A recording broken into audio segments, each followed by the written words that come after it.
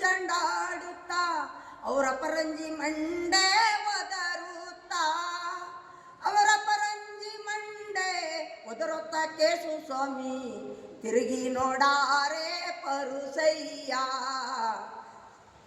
ಅಜ್ಜಿ, ನೀವು ಎಷ್ಟು ವರ್ಷದಿಂದ ಹಾಡು ಹೇಳ್ತಿದ್ದೀರಾ? 50 ವರ್ಷದಿಂದ ಹೇಳ್ತಾ ಇದ್ದೀನಿ. ನೀವು ಎಲ್ಲೆಲ್ಲ ಹಾಡು ಹೇಳ್ತಿದ್ದೀರಾ? ಎಲ್ಲ ಕಡೆನೂ ಹೇಳಿದ್ದೀನಿ.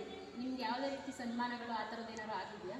ಕೊಟ್ಟಿಲ್ಲ ಯಾರೂ. ಒಂದವು ಪ್ರತಿಷ್ಠೆ ಕೊಟ್ಟಿದ್ದಾರೆ. ಚಿಕ್ಕಮಂಗ್ಳೂರಿಗೆ ಹೋಗಿದ್ದು, ಅಲ್ಲೂ ಪ್ರತಿಷ್ಠೆ ಬಂದಿತ್ತು.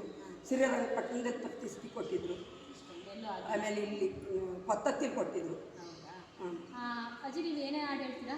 ಶೋಭಾನ ಆಡ್ತೀನಿ, ದೇವ್ರ ಮೇಲೆ ಆಡ್ತೀನಿ, ಮತ್ತು ಜನಪದ ಗೀತ ಆಡ್ತೀನಿ. ನೀವು ಪ್ರತಿದಿನ ನಾಗಮಂಗಲದಲ್ಲಿ ಇರ್ತಕ್ಕಂಥ ಸೋಮೇಶ್ವರ ದೇವಸ್ಥಾನದಲ್ಲಿ ಹಾಡು ಹೇಳ್ತೀರಾ? ಇಲ್ಲೇ ಹೇಳ್ತೀನಿ. ನೀವು ಹಾಡು ಹೇಳಿದಾಗ ನಿಮ್ಮ ಹಾಡನ್ನು ಮೆಚ್ಚಿ ನೀವು ಅವಾಗಲೇ ಹೇಳಿದರೆ ನನಗೆ 50 ರೂಪಾಯಿ, 10 ರೂಪಾಯಿ, 100 ರೂಪಾಯಿ ಆಗ್ತಾರೆ, ಅದರಲ್ಲೇ ನನ್ನ ಜೀವನ ಮಾಡಬೇಕು. ಹೌದಾ? ಯಾರು ಕೊಟ್ಟಿದ್ರಲ್ಲೇ ಜೀವನ ನನಗೆ. ನಿಮ್ಮ ಯಜಮಾನರು ಇದ್ದಾರೆ? ಅವ್ರಿಗೆ ಒಂದು ಹಾವು ಕಚ್ಚಿಬಿಟ್ಟು ಅವ್ರಿಗೆ ಕಾಲು ವೈವಾಗಿದೆ, ಮಂಡದ ಹಾವು ಕಚ್ಚಿಬಿಟ್ಟು. ನಿಮಗೆ ನಾನೇ ತಗೊಂಡೋಗಿ ಜೀವನ ನಡೆಸೋಕ್ಕೆ ಕಷ್ಟ ಇದೆ. ನಾನೇ ತಗೊಂಡೋಗಿ ಹಾಕೋದು ಅವ್ರಿಗೆ. ನೋಡಿ, ಅಜ್ಜಿಯ ಕಂಠನ ನೋಡಿ ನಾನು ಒಂದಿನ ದೇವಸ್ಥಾನಕ್ಕೆ ಬಂದಿದ್ದೆ. ಇಲ್ಲಿ ಒಬ್ಬರು ನಿರ್ಗತಿಕರಿಗೆ ನಾನು ಒಂದು ಕಟಿಂಗ್ ಶೇವಿಂಗ್ ಮಾಡೋಣ ಅಂತ ನಾಗಮಂಗ್ಲಕ್ಕೆ ಬಂದಿದ್ದಾಗ ನಾನು ದೇವಸ್ಥಾನಕ್ಕೆ ವಿಸಿಟ್ ಮಾಡಿದ್ದೆ.